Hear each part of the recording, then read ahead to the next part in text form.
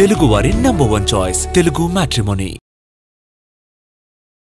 Kaleshwaram commission నివేదికపై cabinet లో చర్చిస్తామన్నారు మంత్రి కోమటిరెడ్డి వెంకటరెడ్డి. కాళేశ్వరం నిర్మాణంలో అవినీతి జరిగిందని ఆరోపించారు ఆయన.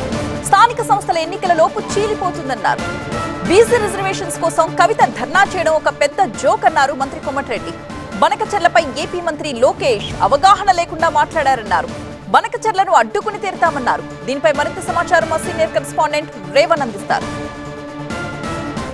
నల్గొండ నియోజకవర్గ అభివృద్ధి కోసం మంత్రి కోమటిరెడ్డి వెంకటరెడ్డి ప్రత్యేక బాటలు వేస్తున్నారు. దీనిపై సంబంధించి మనతో మాట్లాడడానికి కోమటిరెడ్డి వెంకటరెడ్డి ఉన్నారు. చెప్పండి, అంటే నియోజకవర్గంతో పాటు జిల్లా అభివృద్ధికి ఏ రకమైన చర్యలు తీసుకుంటున్నారు మంత్రిగా? నియోజకవర్గం అభివృద్ధి నల్గొండ గతంలోనే చాలా కార్యక్రమాలు చేసుకున్నాం. ఎందుకంటే నేను తక్కువ సమయం 5 సార్లు గెలిచి ఒకసారి ఎంపీ ఉన్నా, 99లో ఆపోజిషనే.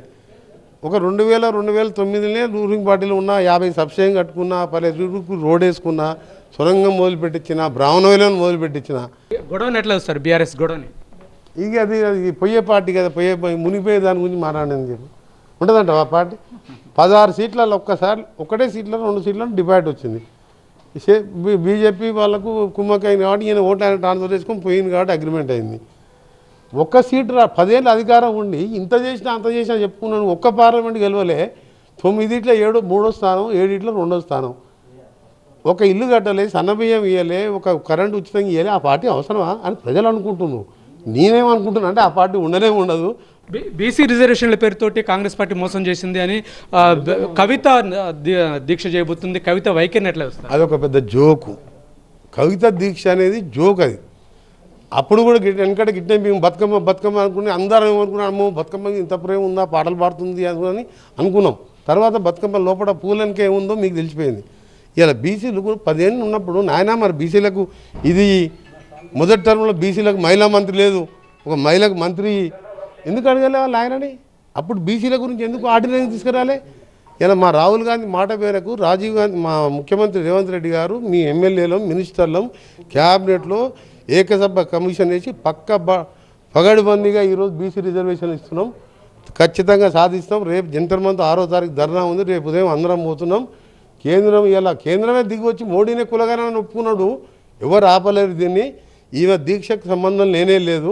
అంటే బనకచెర్ల విషయంలో లోకేష్ అయితే చెప్తున్నారు, ఎట్టి పరిస్థితుల్లో మేము కట్టి తీరుతామని చెప్తున్నారు. మీరు ఎట్లా వస్తారు ఆయన వ్యాఖ్యలు? పైన మా నీటి వాట, మా పెండింగ్ గోదావరిలో ఒక ప్రాజెక్ట్ దేవాదుల పూర్తి కాలే, ఏది కాలే. 10 ఏళ్ళు కేసీఆర్ గారు కమిషన్ల కోసం కాళేశ్వరం కడితే రేపు ఆయన రిపోర్ట్ ఏమి ఇచ్చినా చూసిండ్రు. ఎంతమంది ఇంజనీర్లు, 2-3 ఈఎన్సీలు, ఒక్కోటి 5,000 కోట్లు. 5,000 కోట్లు ఇంజనీర్లు ఏందండి? అందుకనే అది కట్టింది కమిషన్ల కోసం. మా గోదావరి మా వాటా మేము తెలుసుకుంటాం. 3,000 టీఎంస్ అని ఎవడు లెక్క కట్టలే ఇప్పటికీ. అట్లా అనుకోనే మోసం చేసి పోతిరెడ్డిపాడ 11,000, 44,000, 88,000 కింద రాయలసీమ మచ్చుమారి 12 టీఎంసీ. అంటే ఎట్లా శ్రీశైలం వస్తే అట్లా పోతున్నాయి. అది కాక ఈ బనకచెర్లకెళ్ళి రాయలసీమకి తీసుకుపోతారంట. ఎవడు చేతగానే ఉండాలి. తెలంగాణ అంటే ఏంది? పౌరుషానికి మారిపోయారు. కట్టనిచ్చే ప్రసక్తే లేదు.